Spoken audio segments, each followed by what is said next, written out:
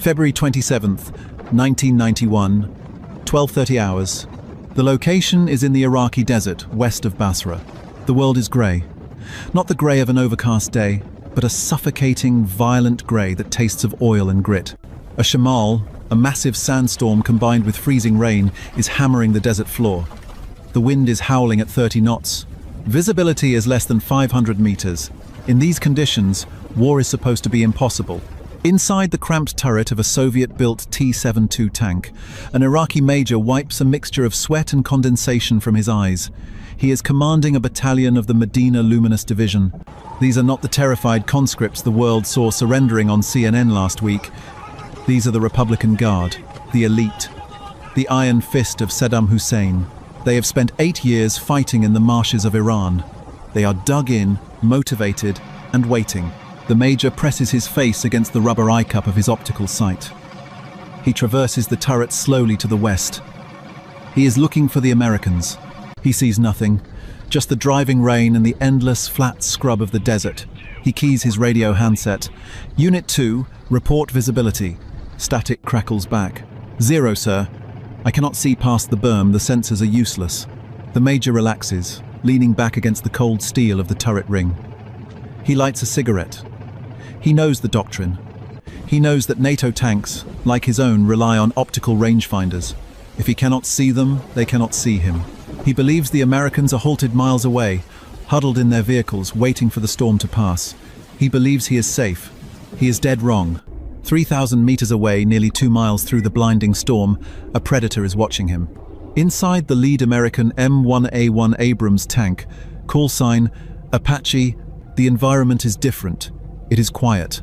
The low, high-pitched whine of the gas turbine engine is a steady hum, barely audible over the wind outside. The American gunner isn't looking through glass. He is staring into a glowing green monitor, the Thermal Imaging System, or TIS. To the naked eye, the Iraqi tank is invisible, hidden behind a wall of sand and rain. But to the TIS, the world is a landscape of heat. The cold rain has cooled the desert sand, making the background dark. But the Iraqi tank? Its diesel engine is hot. Its heater is running. The crew inside is warm. On the green screen, the T-72 glows white-hot, like a burning star against a night sky. The American gunner adjusts his control handles. The crosshairs drift smoothly onto the center of the glowing white blob. The laser rangefinder flashes. Range, 3,000 meters, the computer whispers. The gunner's thumb hovers over the red triggers. The Iraqi major takes a drag of his cigarette. He checks his watch. He thinks about lunch. The American commander speaks one word: fire.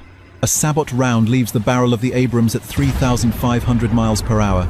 It crosses the 2-mile gap in less than 2 seconds. The Iraqi major never hears the shot. He never sees the flash. The round impacts the T-72. It doesn't explode. It liquefies the armor. The laws of physics break down as the depleted uranium dart punches through the turret like a needle through wet paper. The ammunition carousel inside detonates. A massive fireball erupts in the grey mist. The 12-ton turret is thrown 50 feet into the air. On the radio network, panic explodes. Contact.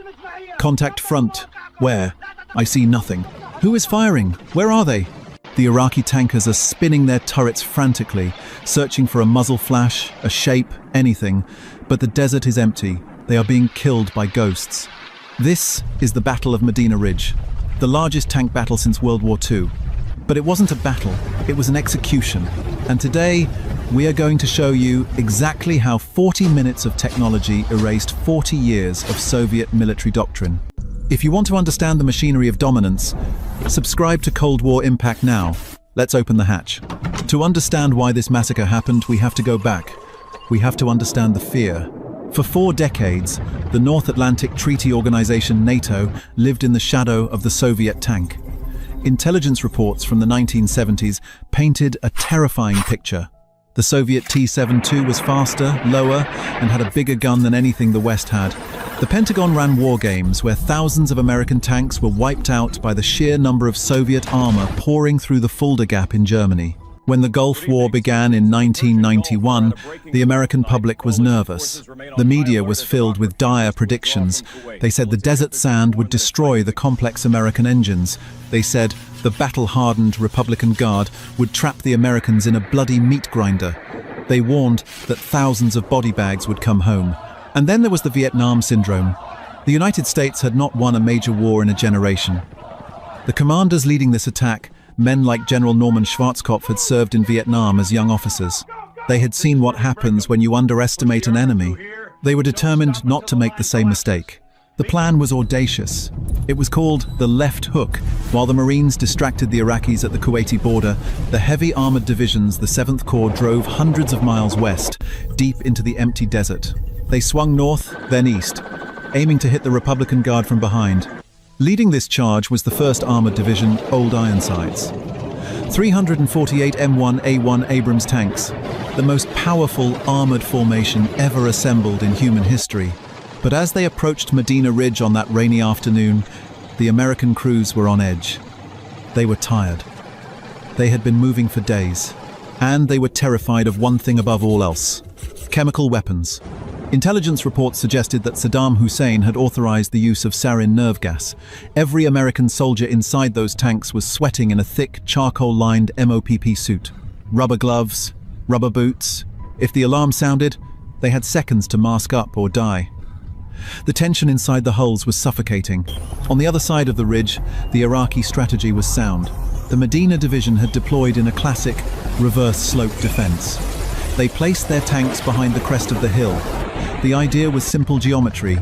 The American tanks would have to drive up the hill. As they reached the top, their guns would be pointing at the sky for a few critical seconds. Their thin bottom armor would be exposed. That is when the Iraqis, hidden in prepared positions, would open fire at point-blank range. It was a trap that had destroyed British tanks in North Africa in 1942.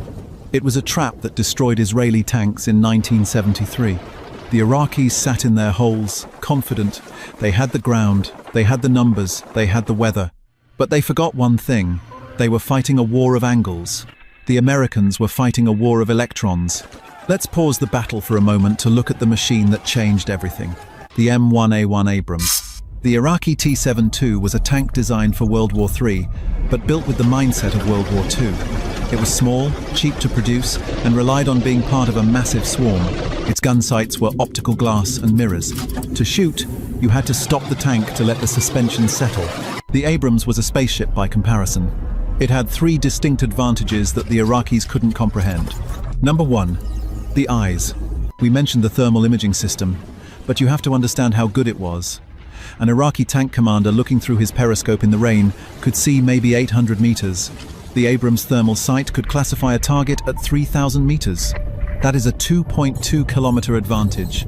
The Americans could shoot the Iraqis for a full 2 minutes before the Iraqis could even see them. Number 2, the brain. The Abrams had a digital ballistic computer. It measured wind speed, humidity, air temperature, and even the bend of the gun barrel caused by solar heating. It used a laser to get the exact range. But the real magic was the stabilization. The gun of the Abrams was gyroscopically stabilized on 2 axes. The tank could be driving 40 miles per hour over rough rocks, bouncing violently, but the gun barrel would stay locked on the target like a sniper's rifle. The Iraqis had to stop to shoot. The Americans could kill while moving at full speed. Number 3, the silver bullet. The ammunition. The Iraqis were firing steel darts. The Americans were firing the M829A1, a dart made of depleted uranium. Uranium is 2.5 times denser than steel. When this dart hits enemy armor, it doesn't mushroom or flatten, it self-sharpens. As it pushes through the armor, the edges shear off, keeping the point razor sharp. It generates so much friction heat that it is pyrophoric. It catches fire on contact with air. So, when it punches into the tank, it sprays the crew with molten, burning uranium dust. It was a weapon of absolute terror. Armed with these tools, the 1st Armored Division crossed the phase line smash and rolled toward the ridge. Time, 12:45 hours. The battle begins. The 1st Armored Division crests a small rise. The Medina Division is ahead. Contact front. Tanks. Many tanks. The American formation is massive. A wedge formation 5 miles wide. On the Iraqi side, the confusion is absolute. An Iraqi captain in a T-55 screams into his radio, "We are being hit. Who is firing?" He looks left. The tank next to him erupts. The turret flies off. He looks right. An armored personnel carrier explodes, turning into a bonfire. He orders his driver to charge. "Move! Move forward! Close the distance!" The Iraqi tanks roar out of their defensive holes. They charge blindly into the rain, hoping to find the enemy. This is exactly what the Americans want. As the Iraqi tanks move, their engines work harder. They get hotter. On the American thermal sights, the targets get brighter and brighter. Inside the Abrams tanks, the rhythm is robotic. "Gunner, Sabot, tank," the commander says. "Identified. Fire. On the way." Boom. "Target cease. Next target." It is relentless. The Americans are destroying an Iraqi vehicle every 4 to 5 seconds. One American platoon leader, Captain H.R. McMaster, who would later become a famous general, leads his troop, Eagle Troop, deep into the enemy line. They are outnumbered, but the fire rate is so high, the Iraqis think they are facing an entire regiment. The Iraqis try to fight back. They fire hundreds of rounds. Red tracers streak through the grey rain. Most of the shots fly high or hit the dirt. They are guessing the range. But one lucky shot finds a mark. An Iraqi shell hits the turret of an Abrams tank dead on. The crew inside flinches. They wait for the explosion. They wait for death. Nothing happens. The commander checks the diagnostics. "We're okay! We're okay!" The Iraqi shell shattered against the Chobham armor. It left a scratch. The American gunner turns the turret toward the Iraqi tank that fired. Return fire. One shot. The Iraqi tank is vaporized. The psychological impact of this is devastating. Imagine fighting an enemy you cannot see, who moves faster than you, and who cannot be killed by your weapons. The Iraqi morale breaks. Crews begin to bail out of perfectly good tanks.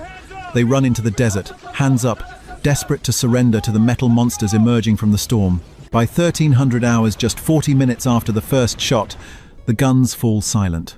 The storm begins to clear. The sun pushes through the clouds. The 1st Armored Division rolls forward to assess the damage. The scene is apocalyptic. The air in the 3rd floor flat overlooking Dzerzhinsky Square was thick with the scent of cheap tobacco and boiled cabbage. It was the smell of patience. For Captain Dmitry Volkov of the KGB's 7th Directorate, patience was both a tool and a weapon. From his perch in this drab state-owned apartment, he and his team monitored a section of Moscow that was, by official decree, the most secure and impenetrable urban environment on planet Earth. The date was June 12, 1974.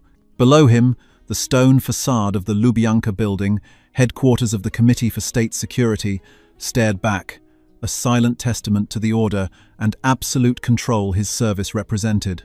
Volkov's world was a fortress. Not a fortress of walls and guns, but of eyes and ears. His team were the wardens of this fortress. On the streets below, the filer's plainclothes surveillance agents moved in practiced, interlocking patterns, their gazes sweeping over every face, noting every interaction near the targeted foreign embassy a few blocks away. In the basement of a nearby building, another team monitored the city's telephone lines, their magnetic tape recorders spinning slowly, capturing the whispers of diplomats and suspected dissidents alike. Every window was a potential observation post. Every babushka selling sunflower seeds on the corner was a potential informant. This was the doctrine of total control. Nothing moved in their sector that they did not see. Nothing was said that they did not hear. The Americans, with their clumsy, overt methods and their arrogant belief in technology, were predictable. They sent men in suits, men who could be followed, photographed, and, if necessary, compromised or expelled. They sent signals from the sky, signals that could be jammed. After the humiliation of the U-2 spy plane, shot down and its pilot captured over a decade prior, the Americans had learned their lesson, or so it was believed. The skies were sovereign, and the streets belonged to the KGB. The inciting incident, when it came, did not arrive with the scream of a jet engine or the crackle of a jammed radio. It arrived in a single-page field report, delivered by a bored-looking courier and dropped onto Volkov's cluttered desk. He almost dismissed it. The report was from a filer's team, designated Troika 7, observing the upper-floor windows of a building of interest. The agent, a seasoned watcher named Pavel, had noted an anomaly. At 14:30 hours, A dragonfly had landed on the exterior window ledge of the cultural attaché's private office. It had remained there, motionless, for 11 minutes before flying away. That was all. Volkov read it once, then twice. He felt a prickle of irritation. A dragonfly? Was the 7th Directorate now in the business of cataloguing insects? He imagined the paperwork, observed 1 Odonata, species unknown, action none. He was about to toss the report into the burn bag when a single detail, a handwritten addendum from the team leader, caught his eye. Pavel insists the insect's flight was unnatural. Hovered, moved sideways, not like a normal insect. Unnatural. It was a flimsy, subjective word. It was the kind of observation a man makes when he has been staring at a brick wall for 8 hours straight. And yet, Pavel was a 20-year veteran. He didn't file frivolous reports. Volkov looked out his own window, at the grey, predictable cityscape. The confidence he had felt only moments before was now unsettled by a question that was as absurd as it was unnerving. What if the insect wasn't an insect at all? The thought was ridiculous, a fantasy, but in the silent, paranoid calculus of the Cold War, the most ridiculous possibilities had to be entertained, because the enemy was not only powerful, but imaginative. The dragonfly was a detail so small, so fundamentally bizarre, it defied every protocol he had ever learned. It was a phantom that did not appear on a radar screen, but on a window ledge, and it was the first crack in the KGB's impenetrable fortress. If you want to understand the hidden technological battles that defined the Cold War, subscribe to Cold War Impact for more stories like this one. The absolute confidence of men like Captain Volkov was not arrogance, it was earned. The Soviet state security apparatus had been forged in revolution and tempered in the crucible of the Second World War. By the 1970s, the KGB was arguably the most formidable intelligence agency in the world, not because of its technological prowess, but because of its sheer, overwhelming human scale. It operated on a principle of saturation. Where the CIA might try to place one highly trained agent, the KGB would deploy 100 informants, watchers, and listeners. Moscow, in particular, was their masterpiece of control. Foreign diplomats and journalists were confined to specific neighborhoods, their apartments and offices riddled with listening devices installed by the KGB's specialist technical teams. Their cars were tracked, their phones were tapped, their maids and drivers were often informants. It was a suffocating, hermetically sealed environment designed to make genuine espionage nearly impossible. This strategy of human dominance had been brutally effective. They had exposed and neutralized CIA networks with chilling efficiency throughout the 50s and 60s. They had mastered the art of the honey trap, using romantic entanglements to compromise and blackmail Western officials. Their greatest triumph remained the downing of Francis Gary Powers' U-2 spy plane in 1960. That event was more than a military victory. It was a profound ideological one. It proved that American technology, for all its supposed sophistication, was not invincible. A Soviet surface-to-air missile, a product of brute force engineering, had swatted their most advanced reconnaissance tool from the sky. For the KGB, the lesson was clear. There was no secret the Americans could keep, no height they could reach, where the long arm of the Soviet state could not pull them back down to earth. This belief system was the bedrock of their operational doctrine. It's why the report of a simple dragonfly was so philosophically jarring. It didn't fit the paradigm. It wasn't a man to be followed or a plane to be shot down. It was something else entirely. Something new. Across the ocean, in the quiet, wooded campus of the Central Intelligence Agency headquarters in Langley, Virginia, the problem was being looked at from the opposite direction. The loss of the U-2 had been a catastrophic blow. President Eisenhower had been caught lying to the world, and America's most effective tool for peering behind the Iron Curtain had been rendered obsolete over key Soviet territories. The new Corona satellites could photograph missile silos from space, but they couldn't tell you what was being said inside the Kremlin. They couldn't listen to a conversation happening in a park or in a third-floor office. For that, you needed to get close. You needed to breach the fortress. But how? Sending agents into the KGB's meticulously controlled Moscow environment was a high-risk gamble. Any new technical device they planted in an embassy was inevitably found by the KGB's sweepers.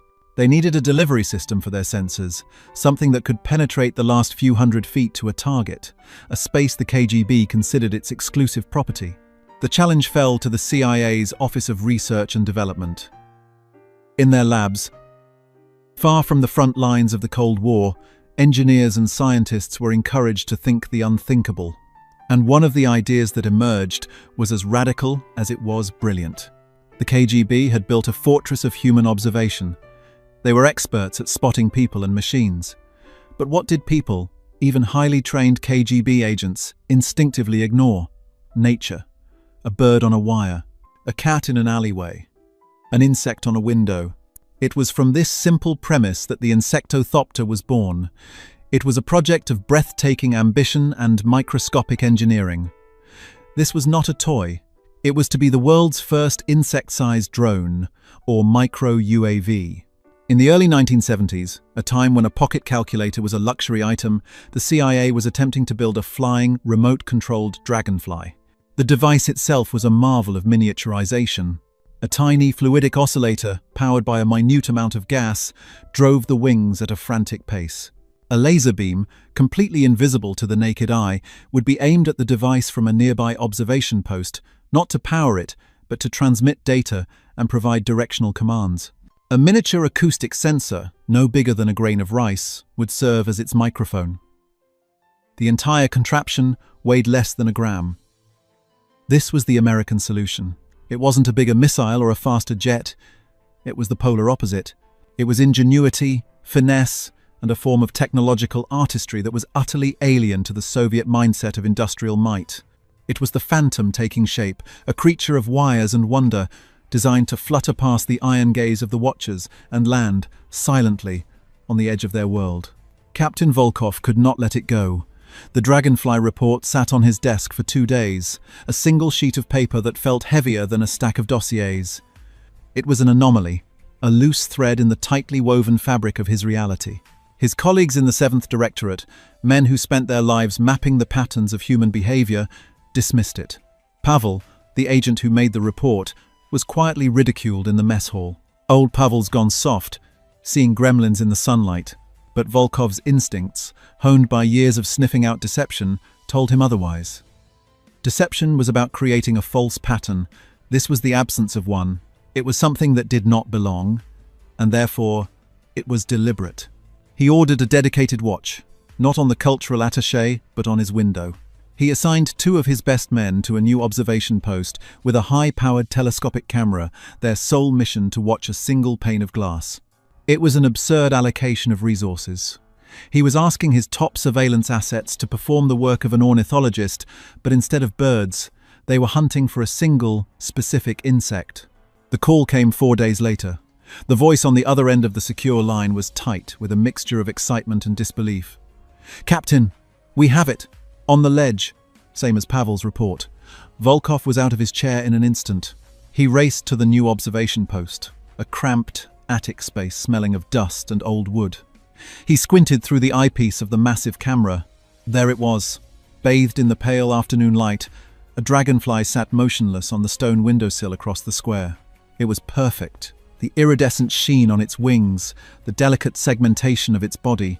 It was utterly, convincingly real. Volkov watched, his breath held. For 3 minutes, it was a statue. Then, it moved. Not with the sudden, twitching motion of an insect, but with a smooth, deliberate slide. It shifted its position a few centimeters to the left, a movement of impossible precision. Then it lifted off the ledge, not by fluttering, but by rising vertically, as if hoisted by an invisible thread. It hovered for a second, then darted away, its flight path a straight, unwavering line until it disappeared over the rooftops. Volkov pulled back from the eyepiece, his heart pounding. The flight was not unnatural. It was mechanical. The chase began. It was not a chase of interceptor jets or screeching tires, but a silent, desperate scramble of intelligence assets. Volkov mobilized a technical team from the 12th Directorate, the specialists in bug sweeping and electronic surveillance. They descended on the target building under the guise of a municipal inspection team, their bulky electronic scanners searching for stray radio frequencies. They found nothing. The dragonfly was silent. It broadcast no signal they could detect. He ordered filers to canvass the rooftops of every building with a line of sight to the target window, looking for, what? An operator with an antenna? A man with a strange control box? They found nothing but pigeons and laundry lines. The dragonfly had appeared and vanished, leaving behind only a deepening sense of paranoia. It was a ghost that could land on any window in Moscow, listen, and leave without a trace. The fortress had been breached, not by a battering ram, but by a key so small and strange they hadn't even known the lock existed. Meanwhile, in a darkened room in a safe house several blocks away, the American perspective was one of serene focus. Two CIA technical officers, who looked more like university professors than spies, sat before a console. One operated the guidance system, his hand steady on a joystick. The other monitored the audio feed, his brow furrowed in concentration. On a small screen, they saw a grainy, magnified view from their own observation post, the dragonfly resting on the ledge. The laser emitter, the heart of the control system, was invisible. It sent pulsed, coded beams of infrared light that struck a tiny sensor on the drone's body, providing both power for its internal mechanisms and minute course corrections. The pilot wasn't flying the dragonfly, he was simply telling it where to go, and the laser kept it stable. The audio it was collecting was transmitted back along this same beam of light, a whisper of intelligence carried on a photon stream. Through his headphones, the audio officer could hear the faint murmur of conversation from within the attaché's office. He was listening to a discussion about trade policy, mundane but potentially valuable. To the operators, this was simply Mission 74 Delta. The device was temperamental, its flight time limited to mere minutes, but it was a spectacular success. They were inside. They were listening, and as they watched the feed, they saw the tiny dragonfly complete its mission and lift off, calmly flying back towards their position for retrieval. They were completely unaware of the quiet chaos they were causing in the mind of one KGB captain across the square. The collision, the moment the two worlds met, was an accident. During a subsequent mission 2 weeks later, a sudden gust of wind, a micro-turbulence bouncing off the stone buildings, sent the insectothopter into a tailspin. The operator fought for control, but the delicate wings, designed for precision, not stability, failed. The tiny drone spiraled downwards, crashing not on the street, but into a window box filled with geraniums on a lower floor. The CIA team could only watch on their monitor as their multi-million-dollar Phantom disappeared into a patch of red flowers. The mission was a failure. The asset was lost. But for the KGB, it was the breakthrough they were hunting for. An elderly woman, a trusted informant who reported on the comings and goings in her apartment block, noticed the strange, broken insect while watering her plants. Believing it to be some sort of children's toy, she picked it up and called her handler. Within the hour, the broken dragonfly was resting on a black velvet cloth in a sterile laboratory deep within the Lubyanka. Captain Volkov stood over it with two of the KGB's top technical engineers. The initial shock was absolute silence. One of the engineers, a man named Boris, gently prodded a wing with a pair of tweezers. It was made of a thin metallic film. He examined the body under a magnifying glass. He saw not chitin and sinew, but micro-wiring, actuators, and a power source so small it was barely visible. "This is not possible," Boris whispered, his voice filled with a reverence that bordered on fear. They spent the next 24 hours dissecting it, piece by microscopic piece. They discovered the fluidic oscillator, a technology they had only theorized about. They found the remains of the laser sensor. They found the acoustic microphone, a marvel of miniaturization that surpassed anything their own labs could produce. The final report that Volkov placed on his director's desk was terrifying in its implications. The Americans had not just built a listening device, they had created artificial life. They had weaponized the insignificant. The psychological impact on the directorate was profound. It was a humiliation that cut deeper than the U-2 incident. The U-2 was a machine they understood, a plane. They could build planes, and they could shoot them down. This was different. This was alien. It was a gesture of supreme technological contempt. It was as if the Americans were mocking the very foundation of their surveillance state, laughing at their army of watchers, their network of informants, their entire philosophy of control. They had surrounded Moscow with a ring of steel and a web of eyes, only to be infiltrated by a dragonfly. The fortress had not just been breached, it had been made irrelevant. The discovery of the insectothopter was not an end but a beginning. For the KGB, it was the beginning of a new and deeply unsettling chapter in the Cold War. The broken dragonfly in their laboratory was proof of a concept so alien that it forced a complete re-evaluation of the enemy's capabilities and, more importantly, their philosophy. General Yuri Andropov, the formidable head of the KGB, was said to have stared at the magnified photographs of the device's internal mechanics for a full hour without speaking. The message was clear. This was not a desperate, one-time gimmick. It was a sign of a systematic and well-funded American program to master a new kind of warfare, a warfare of the microscopic. The Dragonfly wasn't an isolated phantom, it was the scout for an entire army of them. The response from the KGB was predictably massive and brutally direct. The 12th Directorate was given a virtually unlimited budget to develop new detection methods. Sensitive government buildings were fitted with fine mesh screens over the windows. Teams of agents were trained to look for not just suspicious people, but suspicious things. The problem was, they were fighting a shadow. The Americans, having lost one insectothopter, simply changed their methods.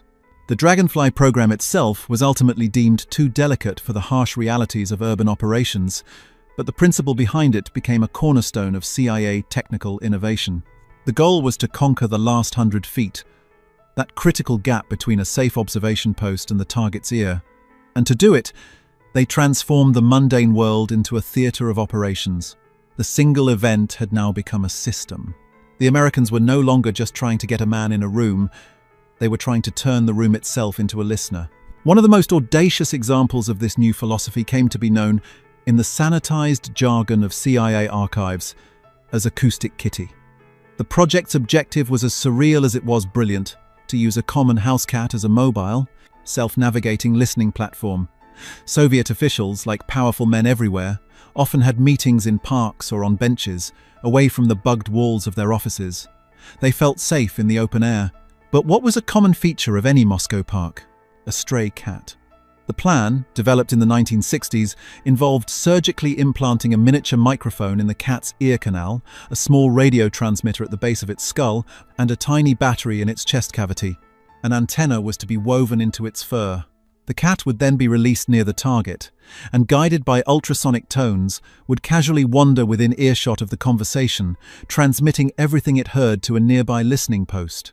The project was a technical nightmare, costing millions of dollars and years of research. But they achieved it. They successfully created a bionic cat. Its first and only field test was a target of opportunity. Two Soviet officials known to meet on a bench in a park just outside the Soviet compound on Wisconsin Avenue in Washington, D.C. The CIA team, parked in a nondescript van, released the surgically altered cat. It wandered out into the street, took 5 steps towards the target, and was immediately struck and killed by a passing taxi. The mission was a catastrophic, almost comical, failure. But when whispers of this program eventually reached the KGB through their own intelligence channels, it wasn't the failure they focused on. It was the attempt. The sheer, unadulterated audacity of it. The idea that their American adversaries would look at a stray cat and see a potential surveillance asset was a window into a mindset they found both insane and terrifying. It meant that nothing was sacred, nothing was inert. Anything, no matter how humble or alive, could be hollowed out and turned into a weapon against them. This wasn't an isolated case. Other, more successful devices followed the same principle.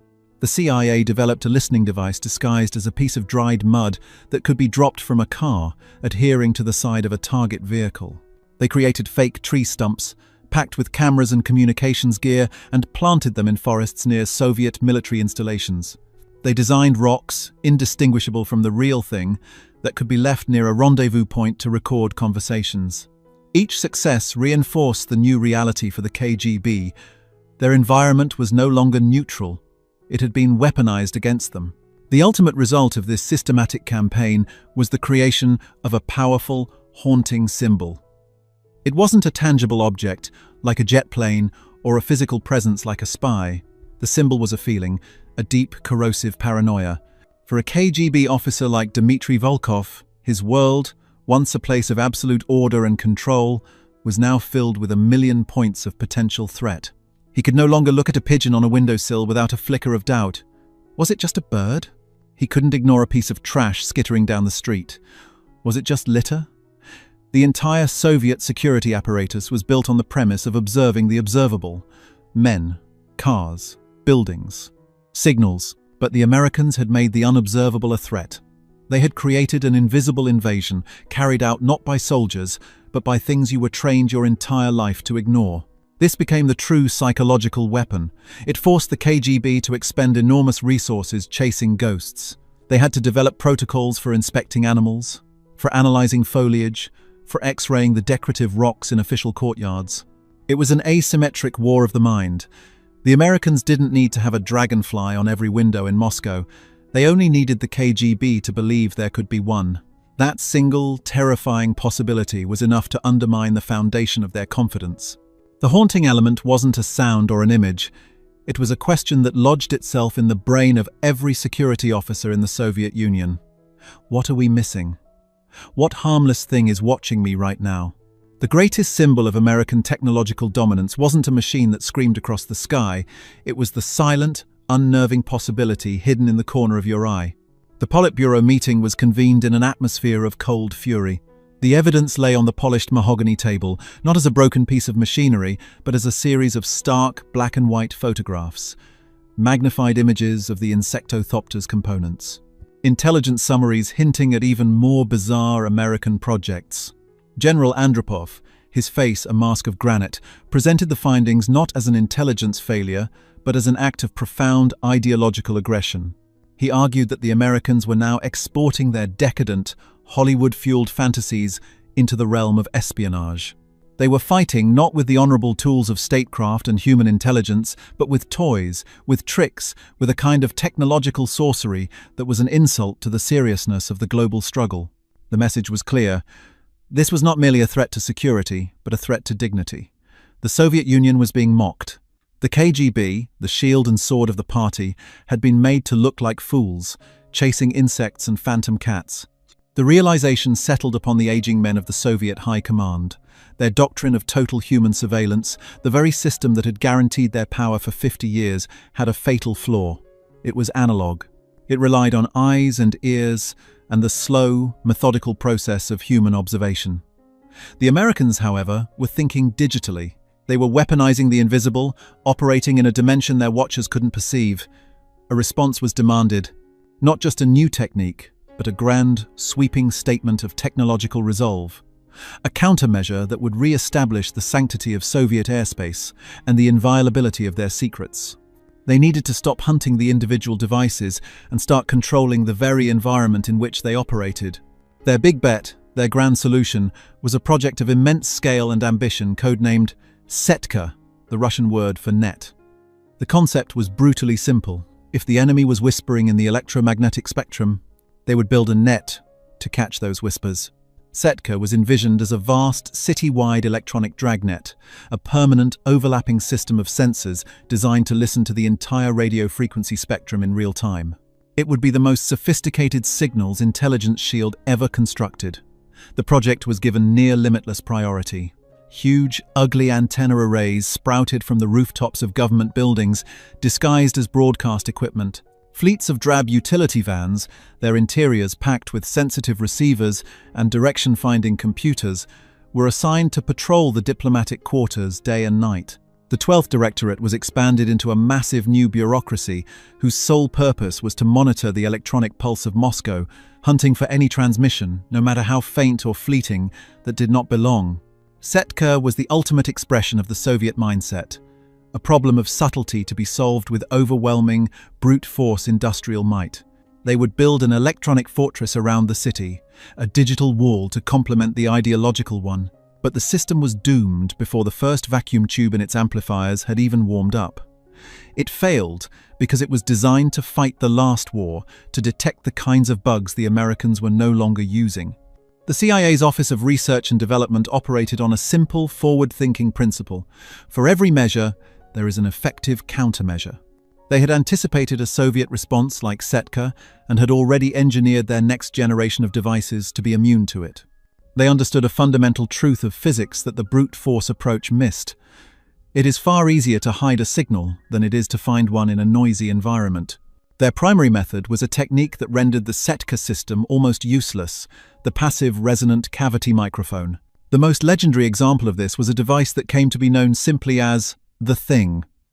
In 1945, a delegation of Soviet schoolchildren presented a gift to the American ambassador, Averell Harriman, a large, hand-carved wooden replica of the Great Seal of the United States. It was a gesture of friendship. Harriman proudly hung it on the wall of his residential study at Spaso House, the ambassador's residence in Moscow. For 7 years that seal hung on the wall, witness to countless secret conversations about everything from the Korean War to nuclear strategy. What no one knew was that embedded deep inside the wood was a tiny, ingenious listening device. It had no batteries, no wires, no power source of its own. It was a brilliant piece of engineering, a small chamber, or cavity, with a flexible metallic diaphragm acting as one of its walls. Sound waves from conversations in the room caused the diaphragm to vibrate, slightly changing the dimensions of the cavity. From an observation post in a building across the street, a team of Soviet technicians would aim a high-frequency microwave beam at the ambassador's study. When this beam hit the device, the resonating cavity would reflect the signal back, but the vibrations of the diaphragm would subtly modulate the reflected wave. The team would then decode this modulated reflection, turning it back into crystal-clear audio. The device was completely passive. It only became active when it was being deliberately illuminated by their own invisible beam. The Americans, who swept the embassy for bugs constantly, never found it.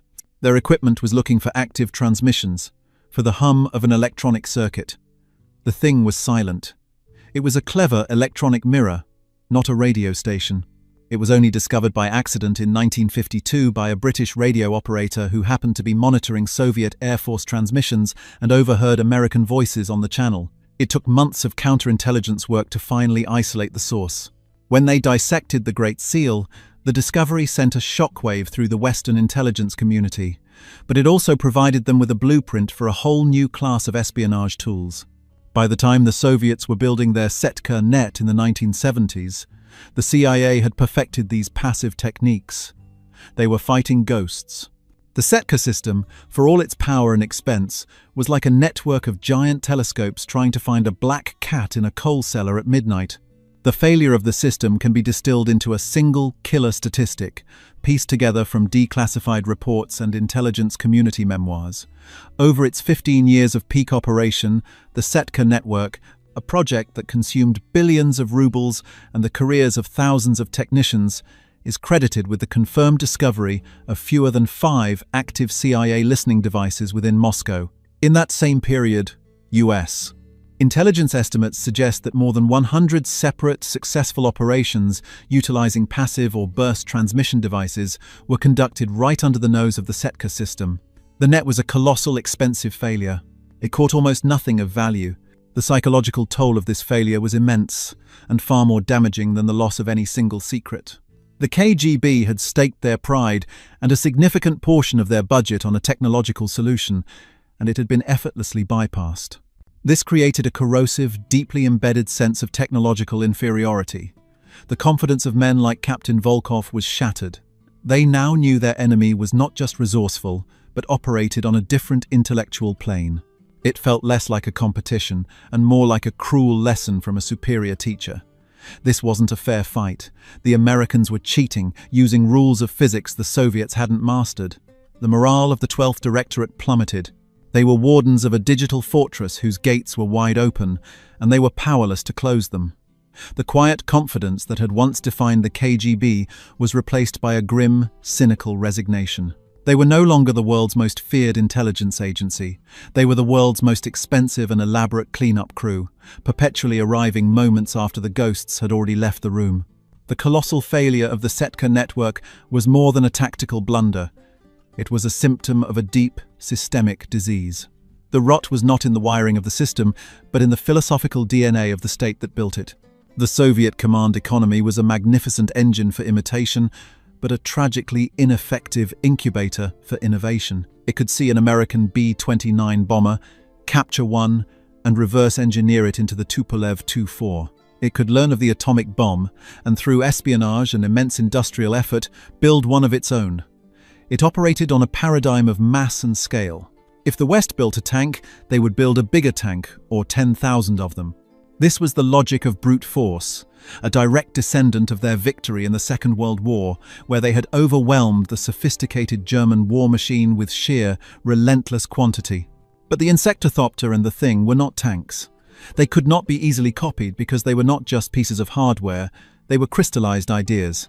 They sprang from a culture that the Soviet system was designed to crush. A culture of eccentric, bottom-up creativity, of tinkering in a garage, of asking, "What if?" without first seeking permission from a 15-member committee. The CIA's Office of Research and Development and Lockheed's legendary Skunk Works were not just laboratories, they were sanctuaries for brilliant misfits, places where radical ideas were encouraged, failure was accepted as a part of the process, and innovation was the ultimate currency. In the Soviet Union, a designer who proposed a project as outlandish as Acoustic Kitty would likely have been ridiculed, demoted, or worse. An engineer who spent years on a Dragonfly drone that failed on its first mission would be seen as a liability. The system punished risk and rewarded conformity. As a result, they were always one step behind, perpetually building shields to stop swords that had already been discarded in favor of lasers. The failure of Setka was the ultimate verdict on this ideological contest. Brute force could not compete with freedom of thought. They had built the world's most powerful electronic net, while the Americans had simply learned to become ghosts, slipping through the holes they couldn't even see. The ultimate demonstration of this systemic failure did not come in the form of a technical report or a declassified memo. It came on a cold night in November 1989. The symbol was not a micro-drone, but a massive wall of concrete and barbed wire that bisected a city and a continent. The Berlin Wall was the ultimate expression of the Soviet fortress mentality. It was their Setka network made manifest in stone, a crude, brute force solution to a complex human problem. It was built not to keep enemies out, but to keep its own people in, a final public admission that their ideology could not compete in the open marketplace of ideas. For decades it stood, a monument to control, guarded by men with rifles in watchtowers, an impassable barrier. And then it fell. Not to an invading army or a bombing campaign, but to the pressure of 1 million ordinary people armed with hammers, chisels, and an idea whose time had come. The television images that flashed around the world showed a scene of pure, cathartic joy. People weeping as they embraced long-lost relatives. Young men sitting atop the wall, a place that would have earned them a bullet a day before, now hacking away at it with triumphant fury. And in the background of it all were the East German border guards, the Vopos, standing by, their faces a mixture of confusion, fear, and dawning irrelevance. They were the Captain Volkovs of their generation, wardens of a fortress whose gates had been thrown open from the inside. Their guns, their dogs, their watchtowers, the entire apparatus of control was rendered instantly, totally, and irrevocably obsolete. The wall, like the Setka network, had been bypassed. It was a physical structure defeated by an intangible force. It was the ultimate, symbolic proof that a system built on restriction, imitation, and fear could not, in the long run, contain the power of human ingenuity and the simple, desperate desire to be free. The Cold War ended, and the two great ideological experiments of the 20th century delivered their final verdicts. The Soviet Union left behind a legacy of scale, its rusting monuments slowly decaying across the vast Eurasian steppe. Giant, silent radar dishes pointing at an empty sky, abandoned, crumbling concrete submarine pens. The massive, hulking shells of the Buran space shuttle, a copy of an American idea, left to rot in a collapsing hangar. It is a legacy of immense effort, of brute force, of a dream of industrial power that ultimately curdled into obsolescence. The legacy of the American victory, as told through this quiet technological war, is far smaller, almost invisible, yet infinitely more potent. It is the legacy of the tiny cavity resonator hidden inside the beak of a wooden eagle. It is the legacy of a dragonfly's wing, a marvel of miniaturization that baffled the world's most feared security service. It is the legacy of an idea, the idea that ingenuity is more powerful than intimidation, that a clever whisper can be more effective than a shouted command, and that true strength lies not in the ability to build walls, but in the freedom to imagine a way to fly over them. In the end, the great, suffocating fortress of Soviet control was not brought down by a nuclear missile. It was defeated by the million tiny, invisible cracks that appeared in its foundation, cracks created by the relentless pressure of a world that refused to stop thinking, creating, and dreaming of what lay on the other side. The Cold War was not won by the loudest bang, but by the quietest whisper.